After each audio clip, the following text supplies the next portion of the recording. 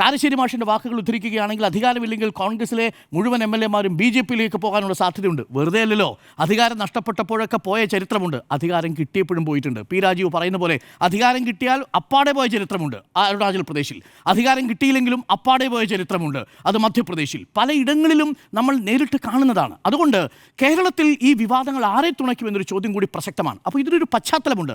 കനകോലു റിപ്പോർട്ടിൻ്റെ അടിസ്ഥാനത്തിൽ തദ്ദേശ തിരഞ്ഞെടുപ്പിൽ ഒരു വലിയ മേൽക്കോമി കുട്ടി എന്ന തരത്തിൽ ആഹ്ലാദിച്ചിരുന്ന കോൺഗ്രസിന് ലഭിച്ച പ്രഹരമായിരുന്നു കനകോലുവിൻ്റെ ഫൈൻഡിംഗ് എന്ന് പറയുന്നത്.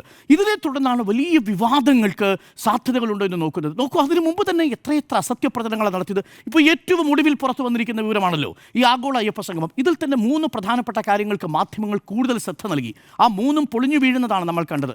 നമ്പർ 1, ആഗോള അയ്യപ്പ സംഗമത്തിൻ്റെ ഭാഗമായിട്ട് കണക്കുകൾ സമർപ്പിക്കുന്നതിൽ ഒരു വീഴ്ച സംഭവിച്ചിട്ടുണ്ട് കമ്മീഷണർക്ക്. പക്ഷേ അപ്പോഴും മറച്ചുവെച്ചൊരു വളരെ പ്രധാനപ്പെട്ട കാര്യമുണ്ട്. ആഗോള അയ്യപ്പ സംഗമവുമായി ബന്ധപ്പെട്ടുകൊണ്ട് ദേവസ്വം ബോർഡ് അംഗീകരിച്ചൊരു റിപ്പോർട്ടല്ല ഈ കൊടുത്തിരിക്കുന്നത്. അവിടെ ദേവസ്വം ബോർഡിന് വീഴ്ച സംഭവിച്ചിട്ടുണ്ട്. ദേവസ്വം ബോർഡ് അംഗീകരിച്ച റിപ്പോർട്ട് കോടതിയിൽ എത്തിയിട്ടില്ല. ദേവസ്വം കമ്മീഷണർ കൊടുത്തൊരു റിപ്പോർട്ട് അവിടെയുണ്ട് എന്നത് നിലനിൽക്കെ ദേവസ്വം കമ്മീഷണർ തന്നെ വീണ്ടും മറ്റൊരു റിപ്പോർട്ട് കൊടുത്തിരിക്കുന്നു എന്നുള്ളതാണ് ഇതിലെ വൈരുദ്ധ്യം. ആ വൈരുദ്ധ്യത്തിനും അപ്പുറത്തേക്ക് മുഖ്യമന്ത്രിക്ക് കിടക്കാനൊരു കട്ടിലിന് 1 ലക്ഷം രൂപ ചെലവാക്കി എന്ന പേരിൽ ഒരു വലിയ പ്രചരണം നടക്കുകയല്ലേ ഇപ്പോൾ? യഥാർത്ഥത്തിൽ അങ്ങനെയാണോ ആ ഹെഡിങ്സിൽ കൊടുത്തിരുന്നത്? ഫർണിച്ചർ ആൻഡ് ഓഫീസ് കോംപ്ലക്സിലേക്കും ഒപ്പം ഈ ആഗോള സംഘവുമായിട്ട് ഭാഗമുള്ള ഗസ്റ്റ് ഹൗസിലേക്കും വേണ്ടിയിട്ട് 3,80,000 രൂപയുടെ ഫർണിച്ചർ അല്ലേ വാങ്ങിയത്? മുഖ്യമന്ത്രി ആ പുതിയ കട്ടിലും മേശയും കൊണ്ടിട്ട് റൂമിൽ പോലും അല്ല കിടന്നത്.